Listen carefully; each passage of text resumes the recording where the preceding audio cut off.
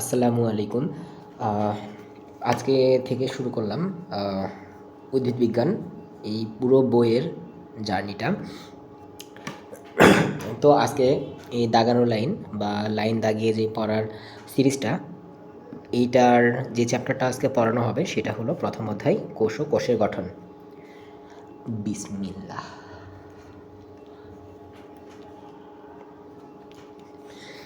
তো এখানে যে পিডিএফটা ইউজ করা হচ্ছে সেটা উন্মেষের পিডিএফ। আশা করি এখানে কপিরাইট আইন ভঙ্গ হবে না। আর যে বইটা আমি ইউজ করছি সেই বইটা হলো আবুল হাসান স্যারের উদ্ভিদ বিজ্ঞান বই। আচ্ছা, ডিয়ার লার্নার্স, তাহলে দেখো যে আজকে কি শুরু করব। আজকে শুরু করব হলো প্রথম অধ্যায় কোষ ও কোষের গঠন। ঠিক আছে, কোষ ও কোষের গঠন। কালার প্যালেট চেঞ্জ করি। ওকে, আশা করছি ঠিকমতো দেখতে পাচ্ছ। Okay, cell and it's structure. Cell মানে কি? সেল শব্দের অর্থ হলো কোষ। সেল শব্দের অর্থ কি? কোষ। অ্যান্ড ইস স্ট্রাকচার, স্ট্রাকচার মানে কি? গঠন। এখন এরপর দেখি কি বলছে। মাধ্যমিক পর্যায়ে উদ্ভিদ ও প্রাণী কোষ, কোষের গঠন, বিভিন্ন অঙ্গাণুর গঠন ও কাজ সম্বন্ধে তোমরা পড়েছো। ঠিক আছে, তাহলে কি কি পড়েছো? উদ্ভিদ ও প্রাণী কোষ, কোষ সম্পর্কে দেখেছো, কোষের গঠন দেখেছো, বিভিন্ন অঙ্গাণুর গঠন দেখেছো, কাজ সম্পর্কে এগুলো তোমরা পড়েছো। এই অধ্যায়ে বিশেষ করে দেখো উদ্ভিদ কোষের বিভিন্ন অঙ্গাণুসমূহের অবস্থান, গঠন ও কাজ সম্বন্ধে আরও বিস্তারিত জানতে পারবে। আচ্ছা ঠিক আছে, জানলাম।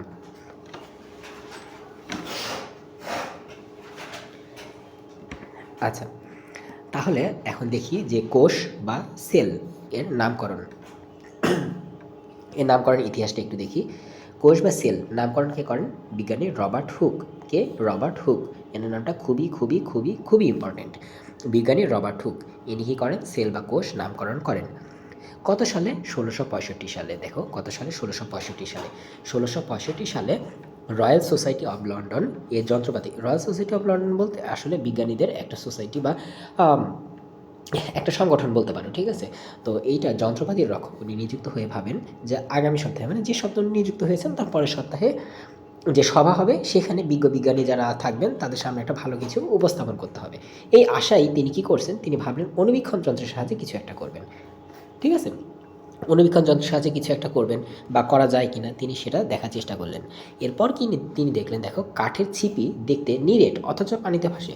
আচ্ছা, তোমরা যারা ফিজিক্সে একটু মন দাও তখন তোমরা দেখতে পাবা, দেখো যে নিরেট জিনিস বেশিরভাগই কিন্তু আসলে পানিতে ডুবে যায়। ঠিক আছে, কারণ এর ভিতর বাতাস থাকতে পারে না, পানি থেকে বেশি ঘন, ঘনত্ব বেশি, এই কারণে এগুলো কি হয়ে যায়? পানিতে ডুবে যায়। কিন্তু তিনি লক্ষ্য করেন যে কাঠের যে কর্ক, ঠিক আছে, কর্ক বা কাঠের ছিপি যেগুলো, কর্ক ছিপি যে কর্ক ছিপি যেগুলো, সেগুলো কি হয়? পানি সলিড অথচ পানিতে কিন্তু ভাসে। তাহলে উনি এখন ভাবতেছেন এটা কারণটা কি। ঠিক আছে, তিনি দেখেন কি বলছেন, তিনি ছিপির একটি পাতলা সেকশন করে অনুবীক্ষণ যন্ত্রে পর্যবেক্ষণ করলেন। ছিপির পাতলা সেকশন বলতে আসলে কি বোঝায়? এটা মনে করো এটা একটা কাঠের ছিপি, উনি এভাবে কেটে দিয়েছে। ঠিক আছে, উনি কেটে দিয়ে এটা কি করছেন যে অনুবীক্ষণ যন্ত্রের সাহায্যে পর্যবেক্ষণ করেন। আচ্ছা, অনুবীক্ষণ যন্ত্রের সাহায্যে পর্যবেক্ষণ করার পরে কি দেখতে পান? দেখো তিনি সেখানে মৌমাছির চাকের ন্যায় অসংখ্য ছোট ছোট কুঠুরি বা প্রকোষ্ঠ দেখতে পান, প্রকোষ্ঠ বা লিটল বক্সেস দেখতে পান। তখন তিনি তার দেখো যে তখন তার মনে পড়ে কি যে আশ্রমে সন্ন্যাসীদের বা পাত্রীদের, মানে ওই যে খ্রিস্টানদের যারা পাদ্রী থাকে তাদের থাকার জন্য এরকম ছোট ছোট প্রকোষ্ঠ তিনি দেখেছেন। এ থেকেই ছিপির দেখো যে বা লিটল বক্সগুলোকে তিনি নাম দেন সেল বা প্রকোষ্ঠ। তোমরা আরেকটা জিনিস খেয়াল করবা, অনেক সময় থানায় বা জেলখানায় যেই হলো ঘরগুলো থাকে সেগুলো তো ছোট ছোট ঘর, ওগুলোকেই কিন্তু সেল বলা হয়। ঠিক আছে, সেল বা প্রকোষ্ঠ, প্রকোষ্ঠ বা ঘর। এখন ল্যাটিন সেলুলা থেকে সেল শব্দের উৎপত্তি, যার অর্থ ক্ষুদ্র প্রকোষ্ঠ বা কুঠুরি। তিনি তার পর্যবেক্ষণ বা এই যে তিনি দেখছেন এই কাজগুলো বা এই জিনিসপত্র যে তিনি দেখছেন এই জিনিসগুলো আসলে একটা গ্রন্থে তিনি উপস্থাপন করেন। গ্রন্থটার নাম হলো মাইক্রোগ্রাফিয়া। তাহলে মাইক্রোগ্রাফিয়া গ্রন্থে প্রকাশ করেন। আচ্ছা, তাহলে এই ছোট্ট একটা প্যাসেজ থেকে আমরা কি কি আমাদের কোনটা কোনটা দরকার? দেখো রবার্ট হুক কত সালে তোমার আবিষ্কার করেন? দেখো কোষ বা কোষ প্রাচীর আবিষ্কার করেন 1665 সালে। আচ্ছা, তিনি এর নাম দেন কি? সেল বা প্রকোষ্ঠ। তাহলে সেল বা কোষের নাম দেন সেল। কে নামকরণ করেন? Robert Hooke. আচ্ছা, এরপর কোন ভাষার শব্দ? সেলুলা। সেলুলা হলো ল্যাটিন ভাষার শব্দ, আর সেল আসছে কোথায় থেকে? ল্যাটিন এই সেলুলা শব্দ থেকে। ঠিক আছে, আচ্ছা, তিনি তার পর্যবেক্ষণগুলো কোন গ্রন্থে উপস্থাপন করেন বা প্রকাশ করেন? মাইক্রোগ্রাফিয়া। মাইক্রোগ্রাফিয়া। তাহলে এই কয়টা টাইপ থেকে এমসিকিউ আসতে পারে, ঠিক আছে? এখন দেখো, অধিকাংশ কোষই আণুবীক্ষণিক খালি চোখে দেখা যায় না, ঠিক আছে? অধিকাংশ কোষই দেখো আণুবীক্ষণিক খালি চোখে দেখা যায় না, তবে এর কিছুটা ব্যতিক্রম লক্ষ্য করা যায়। আচ্ছা, যেমন দেখো ডিম, আমরা যে হাঁসের ডিম, মুরগির ডিম এগুলো খাই না, তো এই ডিমগুলো কিন্তু এক একটা সিঙ্গেল কোষ, ঠিক আছে? এগুলো কি এক একটা সিঙ্গেল কোষ। তো দেখো যে পাখির ডিম একটি মাত্র কোষ দিয়ে গঠিত, পাখির ডিম যেটা, এটা একটি মাত্র কোষ দিয়ে গঠিত। আবার দেখো হাঁস মুরগির ডিম এগুলো খালি চোখেই তো দেখা যায়। তাহলে দেখো নর্মালি আমরা কি দেখতে পাই, যে আমাদের শরীরে যে হাতের কোষ, পায়ের কোষ, এই কোষগুলো আমরা কিন্তু খালি চোখে দেখতে পাই না, কিন্তু ডিম কিন্তু আমরা খালি চোখে দেখতে পাই। আবার ডিম কিন্তু আবার এক কোষই, তাহলে আমরা কি কোষ আমরা খালি চোখেও দেখতে পেতে পারি। তো দেখো যে উট পাখির ডিম, এটা কি, এটা হলো সবচেয়ে বড় কোষ। উট পাখির ডিমটা কি সবচেয়ে বড় কোষ।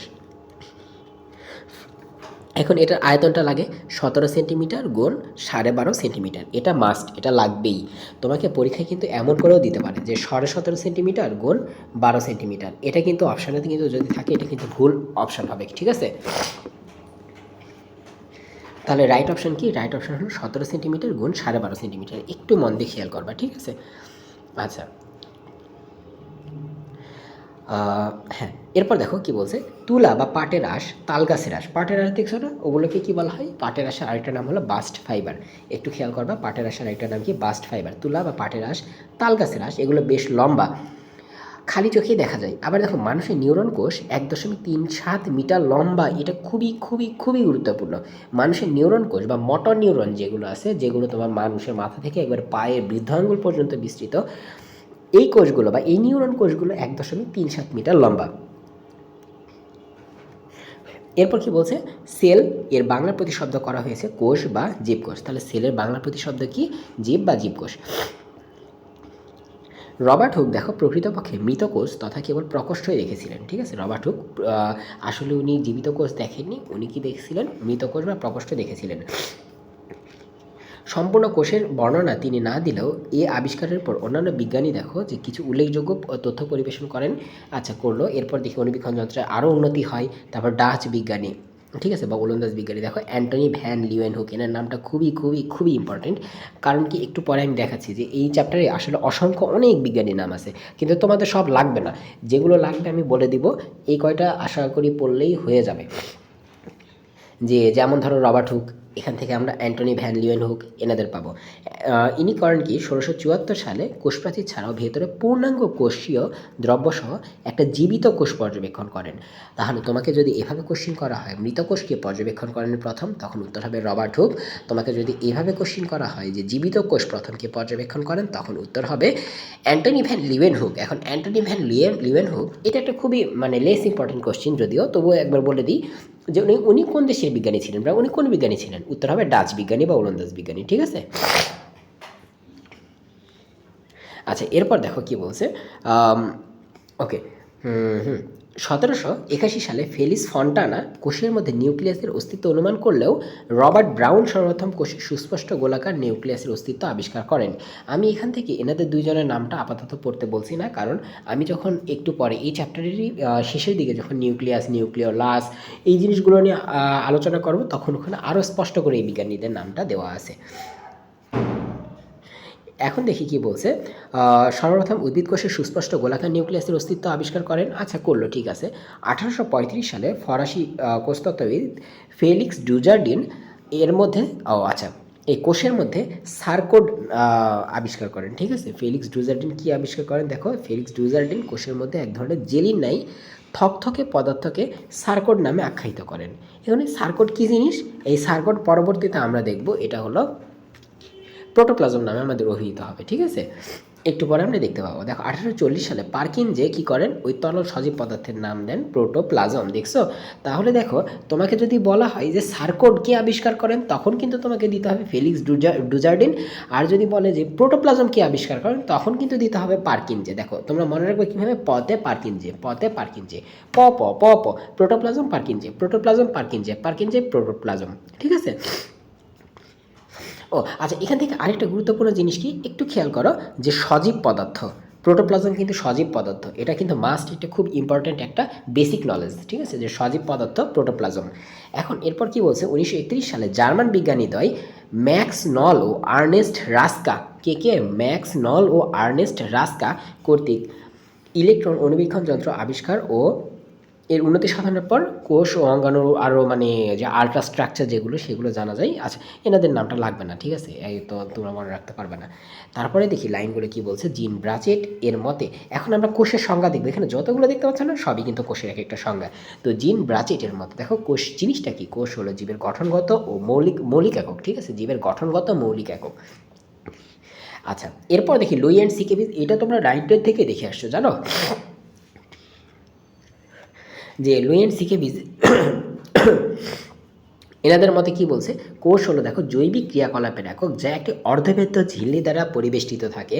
এই ক্ষেত্রে তোমরা যদি 19 একটু ভালো করে পড়ে আসো দেখবে কোষ ঝিল্লি যেটা, এই কোষ ঝিল্লি কিন্তু অর্ধভেদ্য বা বৈষম্যভেদ্য একটা ঝিল্লি। বৈষম্যভেদ্যের ইংলিশটা কি, বৈষম্যভেদ্যের ইংলিশ হলো সিলেক্টিভ পারমিয়াবিলিটি, ঠিক আছে, বা permeable, selective permeable, PER mission, আচ্ছা, MIABLE সম্ভবত এটাই বানান, একটু দেখে নিও, ঠিক আছে, আমি এত বানান টানান পারি না, তোমরা একটু দেখে নিও। তো দেখো সিলেক্টিভ পারমিয়াবল মানে কি, যে সিলেক্টিভ কিছু পদার্থ কী করে, যে যাতায়াতের পারমিশন দেয়, সিলেক্টিভ কিছু পদার্থ কী করে, যাতায়াতের পারমিশন দেয়। আচ্ছা, তারপর কি বলছে, অর্ধভেদ্য ঝিল্লি দ্বারা পরিবেষ্টিত থাকে এবং যা অন্য কোনো সজীব মাধ্যম ছাড়া আত্মপ্রজননে সক্ষম। এইটুকু খুবই খুবই খুবই গুরুত্বপূর্ণ। দেখো যে এক একটা কোষ কি, যে আত্মপ্রজননে সক্ষম, মানে নিজে নিজেই প্রজনন হতে পারে, বা নিজে নিজে একটা কোষ থেকে দুইটা কোষে, দুইটা থেকে চারটা কোষে কিন্তু রূপান্তরিত হতে পারে অন্য কোনো সজীব মাধ্যম ছাড়াই। এই কাজটি কিন্তু কোনো ভাইরাস করতে পারে না। এই কারণে ভাইরাসকে পরবর্তীতে 4 নম্বর অধ্যায়ে যখন পড়াবো তখন কিন্তু 4 নম্বর অধ্যায়ে বলবো ভাইরাস কিন্তু কোনো কোষ না, ভাইরাস অকোষীয়। এরপর কি বলছে, সিপি হিকম্যান 1970-এর মতো দেখো, কোষ হলো জৈবিক গঠন ও কার্যের একক এবং এটি ন্যূনতম জৈবিক একক যা নিজের নিয়ন্ত্রণ ও প্রজননে সক্ষম। তাহলে হিকম্যান এর মতে কি বলছে, কোষ হলো জৈবিক গঠন ও কার্যের একক, ঠিক আছে, জৈবিক গঠন ও কার্যের একক এবং এটি ন্যূনতম জৈবিক একক যা নিজের নিয়ন্ত্রণ ও প্রজননে সক্ষম। আচ্ছা, আমি আরেকটা জিনিস বলি, এখানে দেখো 4টা তোমাদের সংজ্ঞা দেওয়া আছে না, এর মধ্যে লেস ইম্পর্টেন্ট এটা, ঠিক আছে। ডি রবার্টিস এর মতে দেখো, কোষ হলো জীবের মৌলিক গঠনগত ও কার্যগত একক। এইটাই আমরা কিন্তু নর্মালি কিন্তু যে কোষ কাকে বললে আমরা এটা কিন্তু বলি যে জীবের মৌলিক গঠনগত এবং কার্যগত একক, ঠিক আছে, যে cell is the functional and structural unit of any organism, এরকম কিন্তু আমরা বলতে পারি। আচ্ছা, এখন এর মধ্যে থেকে কীভাবে কোশ্চেন আসতে পারে একটু সেটা দেখতে হবে। এখন কোশ্চেন আসতে পারে এরকম, যে তোমাকে MCQতে দিয়ে বলতে পারে যে এরকম, যে কোশ্চেনটা একটু শোনো, কোষ হলো জীবের গঠনগত মৌলিক একক, মানে উক্তিটি কোন বিজ্ঞানীর? উত্তর, জিন ব্রাচেট।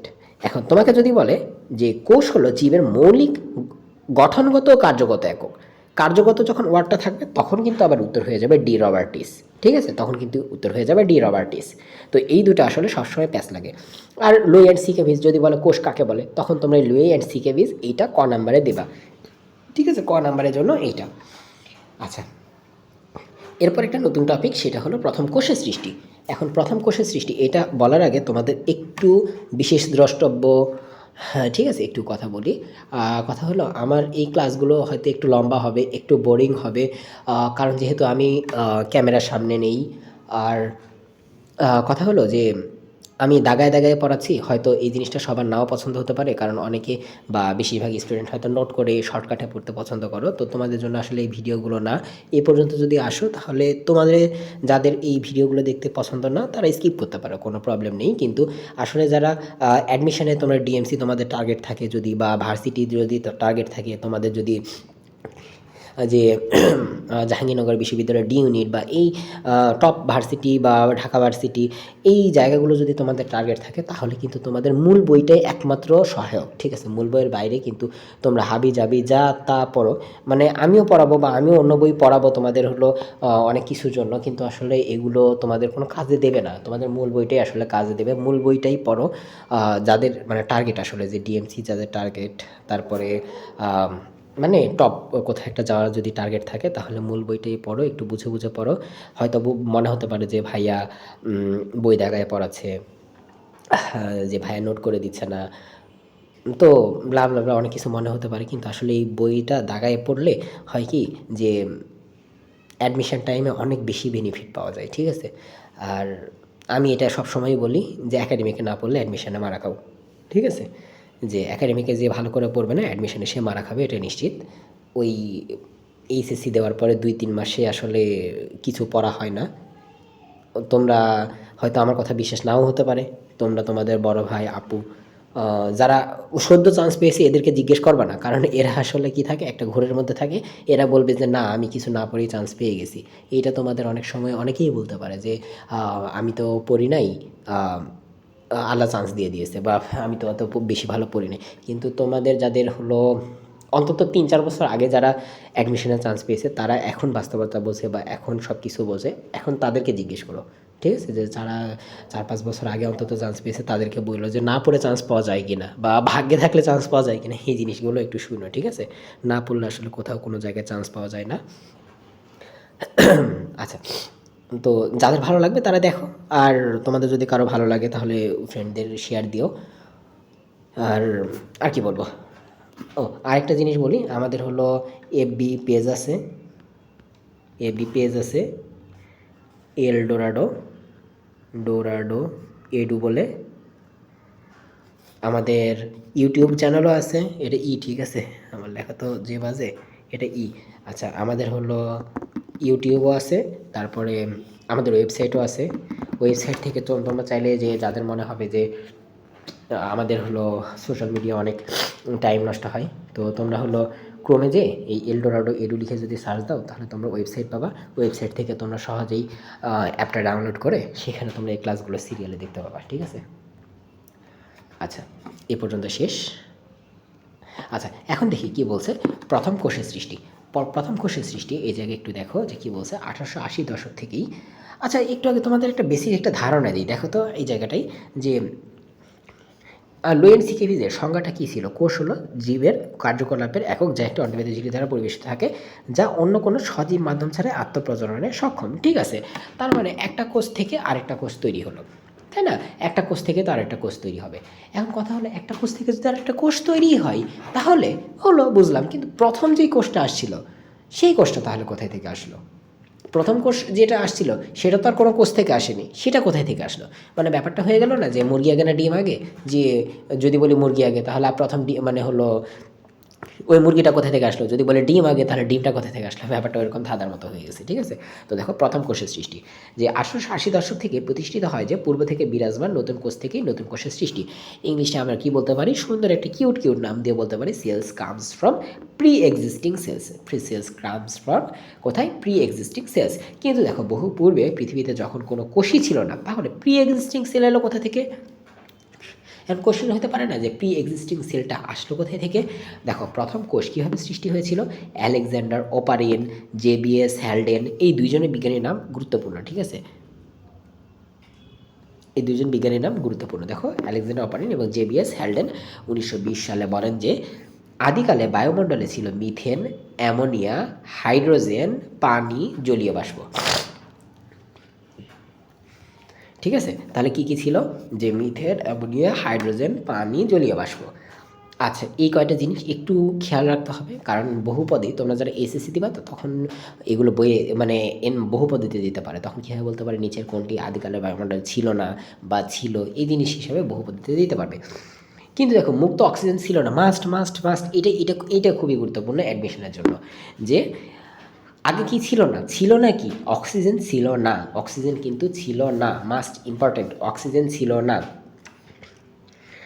আচ্ছা, এসব গ্যাসসমূহ দেখো পরস্পর ঘর্ষণের ফলে কোনো জৈব অণু সৃষ্টি হয়েছে বলে ধারণা করা হয় আসলে। আম, একটা জিনিস কি যে সায়েন্সের আসলে কোনো কিছু স্ট্যাটিক না বা কোনো কিছু স্থির না, কোনো কিছু একেবারে পরম না, ঠিক আছে? সব কিছু আসলে আপেক্ষিক বা সব কিছুই আসলে পরিবর্তনশীল, এমনকি ফিজিক্সের সূত্রগুলো বা লজ অফ ফিজিক্স এগুলোও কিন্তু তোমার পরিবর্তনশীল। তো এই জীববিজ্ঞানের ক্ষেত্রেও ভেবো না যে আসলে যা পড়তেছি এইটাই একবারে স্ট্যাটিক, তোমার নতুন নিজের কিছু আবিষ্কার করা নাই। যে দেখবা যে তুমি কোষ পড়ছো, কোষের মধ্যে দেখবা যে নতুন কোনো কিছু তুমি একটা আবিষ্কার করে ফেলতেই পারো, ঠিক আছে? সায়েন্সের ব্যাপার-স্যাপার এরকমই। তো স্ট্যানলি মিলার দেখো এবং হারল্ড ইউরে গবেষণাগারে উপরিউক্ত গ্যাসসমূহ একত্র করে ইলেকট্রিক প্রবাহ প্রদান করেন, ঠিক আছে? ফলে অ্যামিনো অ্যাসিড সৃষ্টি হয়। ফলে কি সৃষ্টি হয়? অ্যামিনো অ্যাসিড সৃষ্টি হয়। অনেকেই মনে করেন আদি জীবন সম্ভবত কী ছিল? সরল আরএনএ থেকে পরে প্রোটিন তৈরি হয়েছিল। আদি জীবন সম্ভবত সরল আরএনএ ছিল এবং যা থেকে পরে কি তৈরি হয়? পরে প্রোটিন তৈরি হয়। এ ধারণাকে কি বলা হয়? আরএনএ ওয়ার্ল্ড হাইপোথেসিস নামে পরিচিত। এটা কি ছিল? RNA world hypothesis. আচ্ছা, তোমাদের এইটা এমসিকিউ আসতে পারে যে আচ্ছা যে আরএনএ ছিল, আরএনএ থেকে প্রোটিন তৈরি হওয়ার এই প্রক্রিয়াটার নাম আসলে ভিন্ন, যদিও ওটাকে বলা হয় ট্রান্সলেশন। তবুও বলি এই ধারণাটাকে কী বলে? এইভাবে যদি বলি এই ধারণাটাকে কী বলে, তখন বলতে হবে আরএনএ ওয়ার্ল্ড হাইপোথেসিস। আচ্ছা, এখন আমরা এই প্রক্রিয়াটা একটু দেখি। প্রক্রিয়াটা হলো, দেখো বিষয়টি দ্বারাই নিম্নরূপ। প্রথম কোষ অবশ্যই জড় উপাদান থেকে সৃষ্টি হয়েছিল, মানে ওই যে মিথেন, অ্যামোনিয়া, জলীয় বাষ্প, এই জিনিসগুলো থেকে সৃষ্টি হয়েছিল। পরে লাইটেনিং। লাইটেনিং মানে কি বলো তো? লাইটেনিং মানে অনেকে জানো, অনেকে জানো না। লাইটেনিং মানে হলো বর্জ্যপাত, ঠিক আছে? একটু ওয়েট করো প্লিজ। লাইটেনিং মানে হলো বর্জ্যপাত। ব বর্গীয় জয় রেফ জফলা সম্ভবত, ঠিক আছে? বজ্রপাত। এখন বজ্রপাতের ফলে কত ডিগ্রি সেলসিয়াস তাপমাত্রা সৃষ্টি হয় জানো? 3000 ডিগ্রি সেলসিয়াস তাপমাত্রা, যেটা কি করে নাইট্রোজেনের ট্রিপল বন্ডটাকে ভেঙে নাইট্রোজেন একটা করে তোমার মুক্ত মৌল হিসেবে প্রকৃতিতে বা বাতাসে তোমার প্রদান করে। তো ব্যাপারটা এইটাই যে বজ্রপাত বজ্রপাত হ্যাঁ, ঠিকই আছে। বজ্রপাত বানানোর সময় তো ঠিকই আছে। 3000 ডিগ্রি সেলসিয়াস তাপমাত্রায় কী হয়? এই নাইট্রোজেনের ট্রিপল বন্ডটা ভেঙে যায়। তো এটা ভেঙে দেখো কি হয়, লাইটেনিংয়ের ফলে দেখো বায়ুমণ্ডলে বিরাজমান মিথেন, অ্যামোনিয়া, জলীয় বাষ্প, হাইড্রোজেন থেকে অ্যামিনো অ্যাসিড সৃষ্টি হয়েছিল। আচ্ছা, এখন বলি অ্যামিনো অ্যাসিড কী জিনিস? তোমাদের আমি অ্যামিনো অ্যাসিড পড়ালাম, এখন অ্যামিনো অ্যাসিড কী জিনিস? তোমরা যারা নতুন কেবল এইচএসসি লাইফে পদার্পণ করেছো, এসএসসি কেবলমাত্র শেষ করছো, তোমাদের অনেকেই এটা নাও জানতে পারো। এটা না জানাটাই আসলে স্বাভাবিক। তোমরা নিজেদের ছোটো ভাবা না যে জানি না বাবা এই সেই, জানো না দেখেই তো আমার এই ক্লাসটা দেখতেছো, ঠিক আছে? অ্যামিনো অ্যাসিড জিনিসটা হলো যে আমিষকে যদি ভাঙতে থাকো, আমিষ মানে মাছ বা মাংসকে যদি ভাঙতে থাকো, একেবারে ক্ষুদ্রতম পর্যায়ে গেলে তুমি কি পাবা? অ্যামিনো অ্যাসিড পাবা। অ্যামিনো অ্যাসিড পর্যন্ত আসলে কী থাকে? আমিষের ধর্মটা বজায় থাকে। অ্যামিনো অ্যাসিড পার হয়ে গেলে আর আমিষের ধর্মটা বজায় থাকে না। অ্যামিনো অ্যাসিডের একটা সুন্দর সংকেত আছে। সংকেতটা কি জানো? এই যে মাঝখানে একটা সি, কার্বনের সি মানে কার্বন, কার্বনের কয়টা হাত? 4টা হাত। একটা হাতে থাকে দেখো কার্বক্সিল মূলক, COOH মূলক। আচ্ছা, একটু এটা বারবার ঝামেলা করছে, আমি অন্য কালার। আচ্ছা দেখি, কার্বন, কার্বন, কার্বনের এক হাতে থাকবে COOH মূলক, আরেকটা হাতে থাকবে কি? অ্যামিনো মূলক, NH2। এটা কি? অ্যামিনো মূলক বা অ্যামিন মূলক, ঠিক আছে? অ্যামিন মূলক। তোমরা যখন ওই যে chemistry second paper second chapter যখন পড়বে না, তখন এখানে দেখতে পাবে এটা হলো অ্যামিন মূলক। আরেকটা কি থাকবে? এখানে থাকবে হাইড্রোজেন, আর এখানে থাকবে আর হলো কি? আর হলো তোমার যে অ্যালকাইল মূলক। আর কি? আর হলো অ্যালকাইল মূলক, অ্যালকাইল, অ্যালকাইল মূলক। এখানে অ্যালকাইল মূলকটা কী জিনিস? আসলে মনে করো মিথেন, মিথেন থেকে একটা হাইড্রোজেন বাদ দিলে তুমি মিথাইল মূলক পাবে। ইথেন, ইথেন থেকে একটা হাইড্রোজেন বাদ দিলে ইথাইল মূলক পাবা। সেরকম এরকম আর হলো অ্যালকাইল মূলক, যেখানে কার্বনের সংখ্যা অসংখ্য হতে পারে, মোটামুটি অনেকগুলো হতে পারে, 1 2 3 4 এরকম হতে পারে। এখন তুমি বলতে পারো ভাইয়া এইখানে যদি আর এর জায়গায় যদি শুধু মানে কোনো কার্বন না থেকে যদি আমি শুধু হাইড্রোজেন যদি থাকতো, তখন কি হয়ে যেত? তখন এটার নাম হয়ে যেত সেরিন। এখন সেরিন কী জিনিস এটা জানতে হলে আমাদের একবারে লাস্ট পর্যন্ত থাকতে হবে, মানে লাস্ট পর্যন্ত মানে এই চ্যাপ্টারের অন্তত লাস্ট পর্যন্ত থাকতে হবে। আচ্ছা, এরপর দেখি কি বলছে। 3 নম্বরে বলছে দেখো, গভীর সমুদ্রে কার্বন যৌগ ও পলিমার সৃষ্টি হয়েছিল। ওই যে তোমরা বিবর্তন থেকে জানো না যে বিবর্তনে অনেক সময় হয়তো শুনেছো যে প্রাণীদের উৎপত্তি কোথায়? প্রাণীদের উৎপত্তি পানিতে। তো সেই হিসাবে দেখো, এখন দেখো 4 নম্বরে কী বলছে, পরবর্তীতে ফসফোলিপিড বাইলেয়ার তৈরি শুরু হয়েছিল।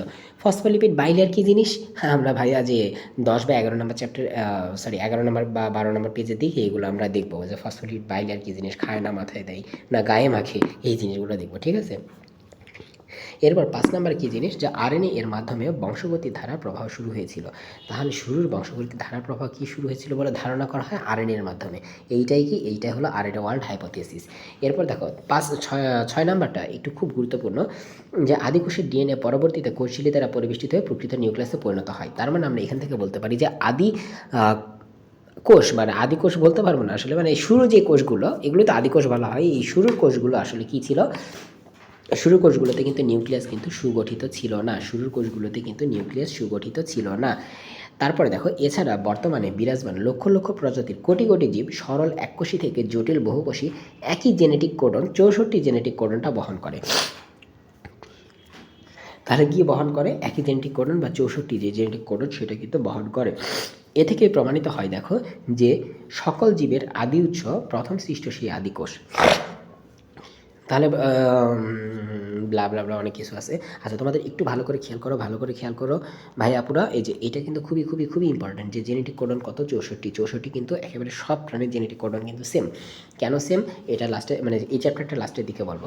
দেখো, এ থেকে প্রমাণিত যে সকল জীবের আদি উৎস বা প্রথম সৃষ্ট সেই আদি কোষ, একটা কোষ থেকে সব প্রাণী সৃষ্টি হয়েছে এটা বলা হয়।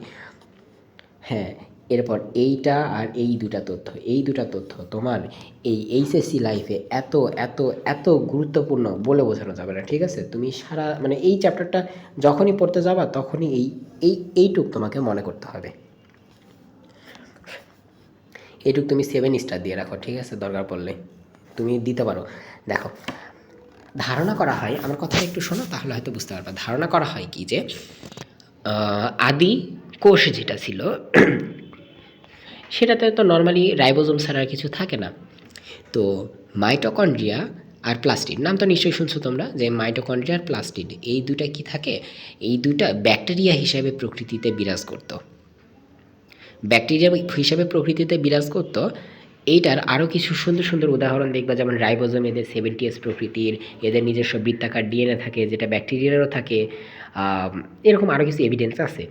আচ্ছা, যাই হোক, তো কী বলছে যে তখন এই মাইটোকন্ড্রিয়ার আদি নাম কী ছিল জানো? তখন এই মাইটোকন্ড্রিয়ার আদি নাম ছিল বায়োবিও ব্যাকটেরিয়া, ঠিক আছে? তখন এটার ব্যাকটেরিয়ার আদি নাম কী ছিল? বায়োবিও ব্যাকটেরিয়া। বায়োবিও ব্যাকটেরিয়া মানে কি? এগুলো শক্তি উৎপাদন করে এই ধরনের। আর প্লাস্টিডের নাম কি ছিল জানো? প্লাস্টিডের নাম ছিল ফটোসিনথেটিক ব্যাকটেরিয়াম। এখন কথা দেখো, ব্যাকটেরিয়া আর ব্যাকটেরিয়ামের মধ্যে পার্থক্য কি জানো? আর অন্তস্থ আকার শুধু। এটা হলো এক বচন আর বহু বচন। ব্যাকটেরিয়াম ইউএম যখন যুক্ত হবে তখন সেটা এক বচন সিঙ্গুলার, আর ব্যাকটেরিয়া তখন সেটা বহু বচন প্লুরাল। এটা সিঙ্গুলার, এটা প্লুরাল, প্লুরাল, ঠিক আছে? আচ্ছা, এখন দেখি কি বলছে। তাহলে বায়োবিও ব্যাকটেরিয়া, ফটোসিনথেটিক মানে কি? ফটো শব্দের অর্থ আলো, সিনথেসিস মানে তৈরি করা। ফটোসিনথেসিস মানে আলোর সাহায্যে কিছু তৈরি করা। এই কারণে আমরা বলি সালোক সংশ্লেষণ।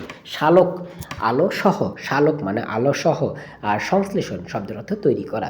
সালোক সংশ্লেষণ শব্দের অর্থ কি? শব্দ তৈরি করা। ও ভাইয়াপুরো, তোমাদের একটা কথা বলি, তোমরা বায়োলজিটা তোমাদের যাদের খুব কঠিন লাগে, তোমরা আসলে হয়তো পড়ার নিয়মটা জানো না। তোমাদের একটু বায়োলজি পড়ার টেকনিকটা একটু বলে দিই, যে তোমরা শব্দ ভেঙে ভেঙে পড়বা। শব্দ ভেঙে ভেঙে যদি পড়তে পারো তাহলে দেখবা যে তোমাদের জন্য বায়োলজিটা একবারে খুবই ইজি হয়ে গেছে। তাছাড়া কিন্তু বায়োলজি তোমার কাছে অন্য যাবতীয় সব সাবজেক্টের থেকে কঠিন লাগবে। আচ্ছা, এখন কথা বলি যে ফটোসিনথেটিক ব্যাকটেরিয়া মানে এমন একটা ব্যাকটেরিয়া যেটা কি করতে পারে? ফটোসিনথেসিস করতে পারে। ফটোসিনথেসিস মানে সালোকসংশ্লেষণ। তো এক নম্বর দেখি, আদি কোষ থেকে সৃষ্টি হয়ে প্রকৃত কোষ, এবং সেই প্রকৃত কোষে আদি কোষ থেকে কী হয়? প্রকৃত কোষ সৃষ্টি হয়, এবং সেই প্রকৃত কোষে বায়োবিও ব্যাকটেরিয়া ঢুকে পড়ে, যা পরে দেখো মাইটোকন্ড্রিয়নে পরিণত হয়। এটা ধারণা করা হয়। এরপর দেখো সৃষ্টি হয় প্রকৃত কোষ। এরপর সেই প্রাণী কোষে আবার কি ঢুকে পড়ে? ফটোসিনথেটিক ব্যাকটেরিয়াম, যা পরে ক্লোরোপ্লাস্টে পরিণত। ক্লোরোপ্লাস্ট তো প্লাস্টিকের একটা ধরন, তাই না? ক্লোরোপ্লাস্টে পরিণত হয় এবং সৃষ্টি হয় উদ্ভিদ কোষ।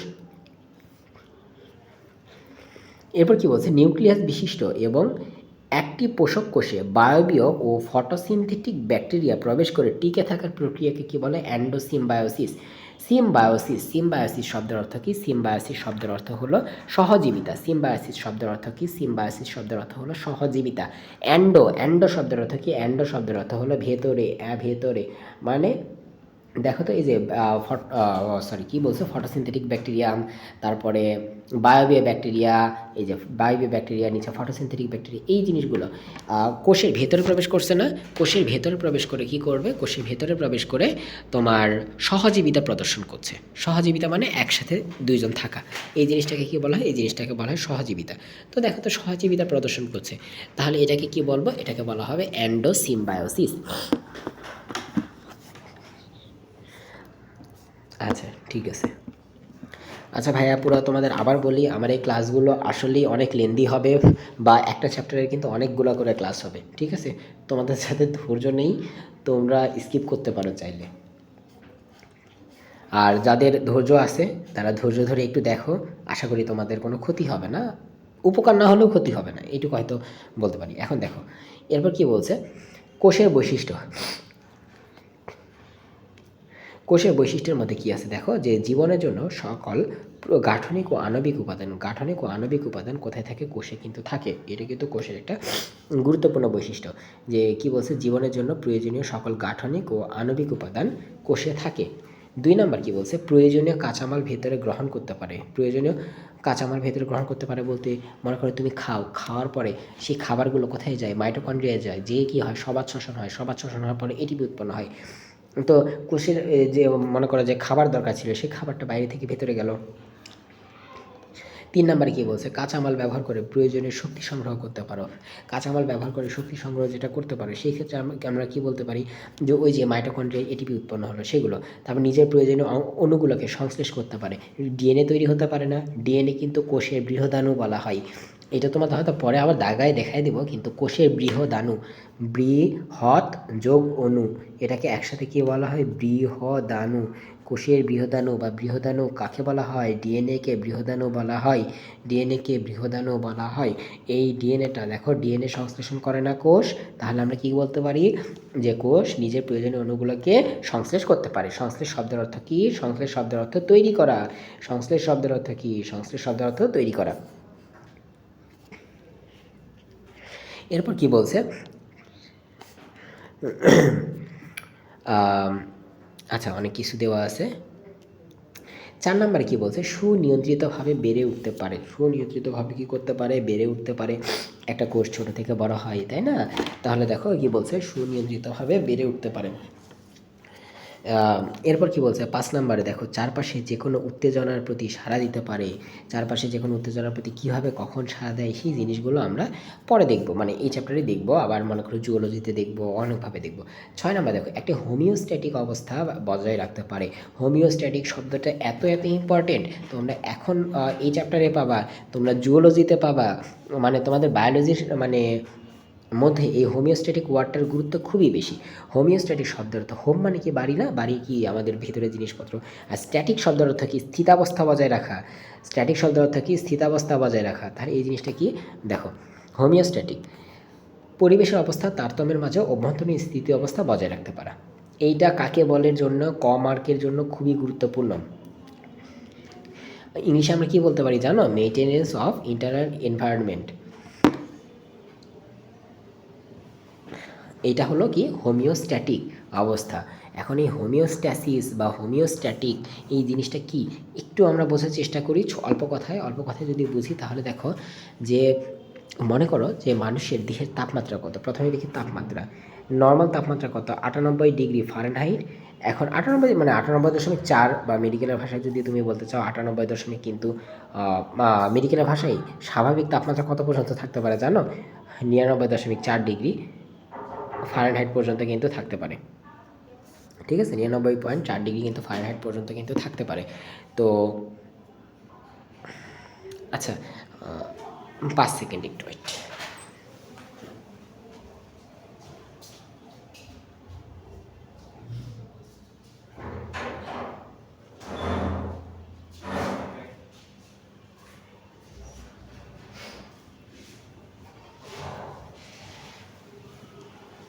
আচ্ছা এখন দেখি তাহলে, মনে করো মানুষের একটা নির্দিষ্ট তাপমাত্রা থাকে, দেহের তাপমাত্রা কত বললাম, যে 98.4 ডিগ্রি ফারেনহাইট, তাই না? 98.4 ডিগ্রি ফারেনহাইট, সেলসিয়াস না কিন্তু, 98.4 ডিগ্রি ফারেনহাইট। এখন এই 98.4 ডিগ্রি ফারেনহাইট এটা কিন্তু একটা নির্দিষ্ট তাপমাত্রা। এখন এই নির্দিষ্ট তাপমাত্রাটা যে বজায় থাকে মানুষের দেহে, তো তুমি মনে করো যে বরফের দেশে গেলে, এখন বরফের দেশে গেলে কি হলো, বাইরে অনেক ঠান্ডা, তবুও কিন্তু তোমার দেহের তাপমাত্রা একটা স্থির অবস্থায় থাকবে। আবার মনে করো তুমি কোথায় গেলে, মরুভূমির অঞ্চলে গেলেও কিন্তু তোমার দেহের একটা নির্দিষ্ট তাপমাত্রা কিন্তু ভেতরে বজায় থাকবে। আচ্ছা এটা গেল, তাহলে তাপমাত্রার একটা স্থির অবস্থা হয়তো একটু বুঝতে পারলে। এরপর বলো তো যে মানুষের রক্তের পিএইচ কত, 7.4, এটা গড়ে 7.35 থেকে 7.45, এটা কিন্তু তোমার নর্মাল পিএইচ, মানুষের রক্তের পিএইচ, নর্মাল পিএইচ কিন্তু 7.35 থেকে 7.45, তো গড়ে আমরা বলি 7.4। এখন এই যে এই পিএইচের যদি কম হয় বা কোনোভাবে যদি পিএইচের যদি বেশি হয়ে যায় তাহলে কিন্তু মানুষ মারা যেতে পারে। তাহলে এই ক্ষেত্রেও কিন্তু একটা হোমিওস্ট্যাটিক বা স্থিতি অবস্থা কিন্তু বজায় রাখতে হচ্ছে। আচ্ছা, তো এই যে মনে করো যে মানুষের যে পরিবেশের যে অবস্থা তারতম্য, পরিবেশ ঠান্ডা হোক বা গরম হোক, তার মধ্যেও যদি অভ্যন্তরীণ স্থিতি অবস্থা যদি আমরা বজায় রাখতে পারি, তখন সেটাকে আমরা কি বলতে পারি? সেটাকে আমরা হোমিওস্ট্যাটিক অবস্থা কিন্তু বলতে পারি। আচ্ছা, এরপর দেখো 7 নাম্বারে কি বলছে? কাল পরিক্রমায় অভিযোজিত হতে পারে। কাল পরিক্রমায় অভিযোজিত হতে পারে মানে কি? কোষটা যোজন কিন্তু করতে পারে। 8 নাম্বার কি বলছে? কোষ বিপাক বা মেটাবলিজম প্রদর্শন করা। অবশ্যই কোষের মধ্যে অনেক ধরনের বিপাকীয় কাজকর্ম হয় না? যেমন ধরো তুমি খাবার খাচ্ছ, সেই খাবার থেকে তো এটিপি তৈরি করতে হবে বা এনএডিপিএইচ থেকে এটিপি তৈরি করতে হবে। এই জিনিসগুলো কিন্তু আসলে এই মেটাবলিজম বা বিপাকের কিন্তু অন্তর্ভুক্ত। 9 নম্বরে কী বলছে? নির্দিষ্ট সময় পর কোষ মৃত্যুবরণ করা। অবশ্যই যেমন আরবিসি মানে রেড ব্লাড কর্পাসেস সেগুলো আছে, সেগুলো কিন্তু 4 মাস পর পর নষ্ট হয়ে যায়। আবার মনে করো যে আমাদের অন্ত্রের কোষ, মুখের কোষ, ত্বকের কোষ, এগুলো কিন্তু নির্দিষ্ট একটা টাইম পর পর নষ্ট হয়ে যায়। এটাকে কী বলা হয় জানো? এটাকে বলা হয় অ্যাপোপ্টোসিস। অ্যাপোপ্টোসিস জিনিসটা কি? এইটা আমরা বিস্তারিতভাবে জানবো কোষ বিভাজন চ্যাপ্টারে, মানে এই বোটানিরই 2 নম্বর চ্যাপ্টারে। এরপর দেখি কি বলছে। ও আচ্ছা, তোমাদের যারা নতুন কেবল এইচএসসিতে উঠছো, তোমাদের বোটানি, জুওলজি এই দুটো ওয়ার্ড নিয়ে একটু উল্টাপাল্টা হতে পারে। বোটানি হলো তোমার উদ্ভিদ বিজ্ঞান। বোটানি এটা হলো কি? উদ্ভিদ বিজ্ঞান। উদ্ভিদ বিজ্ঞান, আচ্ছা যাই হোক, উদ্ভিদ বিজ্ঞান। আর জুওলজি যেটা আছে, ZOO, জুও মানে কি? জুও মানে চিড়িয়াখানা না? তো চিড়িয়াখানা নিয়ে যে আলোচনা, মানে প্রাণী নিয়ে যে আলোচনা, সেটা হলো কি? সেটা হলো প্রাণী বিজ্ঞান। একটু দেখো, ঠিক আছে? তো বোটানি হলো উদ্ভিদ বিজ্ঞান, জুওলজি হলো প্রাণী বিজ্ঞান। এটাকে বলা হয় বায়োলজি ফার্স্ট পার্ট, বায়োলজি 1, আর এটাকে বলা হয় বায়োলজি সেকেন্ড পেপার, বায়োলজি 2। আচ্ছা, এরপর দেখো কি বলছে 10 নম্বরে। কোষ জিনগত তথ্য ধারণ ও প্রজনন দ্বারা সঞ্চালন করে। এখন এটা কিভাবে করে বলো তো? এটা করে ডিএনএর মাধ্যমে, ক্রোমোজোমের মাধ্যমে। আচ্ছা, এরপর কি বলছে? প্রতিটি জীবদেহ এক বা এককোষী জীব, মানে একটা যদি কোষ দিয়ে জীবদেহ গঠিত হয় তখন সেটা এককোষী জীব, আর একাধিক যদি কোষ দিয়ে গঠিত হয় তখন সেটা বহুকোষী জীব। আচ্ছা, অর্থাৎ দেখো কোষী জীবদেহের গঠন একক। Cell is the structural unit. আচ্ছা, এরপর কি বলছে যে আবার কোষের ভেতরেই জীবন ধারণের জন্য সব প্রয়োজনীয় উপাদান থাকে। অর্থাৎ এখান থেকে দেখো, আসলে এখানে বলছে cell is the structural and functional unit of a organism, বা এইরকম বলতে পারো, ঠিক আছে? এরপর কি বলছে যে কোষীয় অঙ্গাণু। কোষীয় অঙ্গাণু কী জিনিস? এখান থেকে আসলে বলার কিছু নেই। অঙ্গ অঙ্গ অঙ্গ অঙ্গ অঙ্গ অঙ্গ হলো তোমার কতকগুলো টিস্যু মিলে কি তৈরি হয়? অঙ্গ। এখন অঙ্গর ইংলিশ কি? অঙ্গর ইংলিশ হলো অর্গান, ORGAN, অর্গান। এখন অঙ্গাণু, অঙ্গের ছোট যে জিনিসটা সেটা হলো অঙ্গাণু। আর ইংলিশটা কী হিসেবে? অর্গানেলিস, ঠিক আছে? অর্গানেলস বা অর্গানেলিস, তুমি যেটা বলতে চাও বলতে পারো। তাহলে অঙ্গের ইংলিশ কি? অঙ্গের ইংলিশ হলো অর্গান। আচ্ছা, বাংলার সাথে সাথে আমি ইংলিশগুলো বলতেছি। ইংলিশগুলো কিন্তু খুব গুরুত্বপূর্ণ। অ্যাডমিশন টেস্টে কিন্তু ইংলিশ দিয়েও তোমাদের অপশন দিয়ে দিতে পারে, তখন কিন্তু তোমাদের হাতে করার কিছু থাকবে না। এখন দেখো, অঙ্গাণু, অঙ্গাণু এর ইংলিশ কি? অঙ্গাণু এর ইংলিশ হলো অর্গানেলিস। অঙ্গাণু এর ইংলিশ হলো অর্গান, অঙ্গাণু অর্গানেলিস, ছোট অঙ্গাণু, মানে অঙ্গের ছোট হলো অঙ্গাণু। এরপর কি বলছে? কোষাভ্যন্তরে অবস্থিত সকল অঙ্গই দেখো কোষীয় অঙ্গাণু, কোষের অঙ্গাণু। তবে বিশেষ করে কোষের সাইটোপ্লাজমে বিদ্যমান জীবন্ত কার্য সমাধানকারী, মানে কাজ করে, মানে কাজ ছাড়া বসে থাকে এমন না, কাজ করে। ও কোষের জীবন ধারণের জন্য অপরিহার্য ক্ষুদ্রাঙ্গ সমূহকে কী বলে? সাইটোপ্লাজমীয় অঙ্গাণু বা কোষীয় অঙ্গাণু বলে। যেমন কি? যেমন দেখো মাইটোকন্ড্রিয়া, এন্ডোপ্লাজমিক রেটিকুলাম, রাইবোসোম ইত্যাদি। তাহলে কী আমরা পাচ্ছি? মাইটোকন্ড্রিয়া, এন্ডোপ্লাজমিক রেটিকুলাম, রাইবোসোম ইত্যাদি।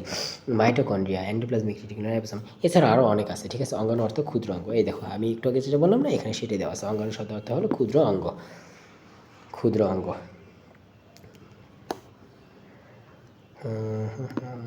আর কত দূর আছে একটু দেখে নিই তো। কোষবিদ্যা, কোষতত্ত্বের মূল কথা। আচ্ছা, ঠিক আছে ভাইয়া, পুরা আজকে এই পর্যন্তই থাক। আল্লাহ হাফেজ। তোমাদের সামনের লেকচার থেকে বা সেকেন্ড লেকচার থেকে হয়তো কোষবিদ্যা এখান থেকে শুরু করব। ততদিন ভালো থাকো, সুস্থ থাকো, ভালো লাগলে শেয়ার করো। আর যদি সিরিয়ালের ক্লাস দেখতে চাও তাহলে আমাদের ওয়েবসাইট থেকে সিরিয়ালে দেখতে পারো, হয়তো ইউটিউবে আপলোড দেওয়া থাকবে, সেখান থেকেও দেখে নিতে পারো। আবার হয়তো ফেসবুক গ্রুপে হয়তো সাজানো থাকবে বা পেজেও সাজানো থাকতে পারে, তোমরা সেখান থেকে সিরিয়াল অনুযায়ী দেখো। আর একটা অনুরোধ, যে আগের ক্লাস না দেখে পরের ক্লাস দেখো না, এটা অনুরোধ, যে আগের ক্লাস না দেখে পরের ক্লাস দেখো না, ঠিক আছে? আচ্ছা, আল্লাহ হাফিজ।